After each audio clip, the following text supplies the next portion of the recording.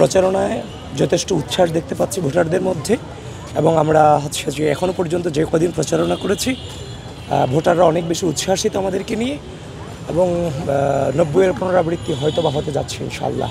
এখনও পর্যন্ত যতটুকু বুঝেছি এই কনফিডেন্সের আলোকেই বলছি আর কি। দিন দুটি অপ্রীতিকর ঘটনা ঘটেছে। কালকে দেখলাম যে ছাত্র শিবিরের পোস্টারে, তারপরে রাতে একটা হলে একজন প্রার্থী নিজে আরেকজনকে জখম করেছে। এই ঘটনাগুলো নিয়ে কি এই জিনিসগুলো বিশ্ববিদ্যালয় প্রশাসন ও নির্বাচন কমিশন আছে, এগুলো তারা সুরাহা করবে। ওদের স্বপ্ন পূরণে পাশে থাকতে পেরে আমরা গর্বিত।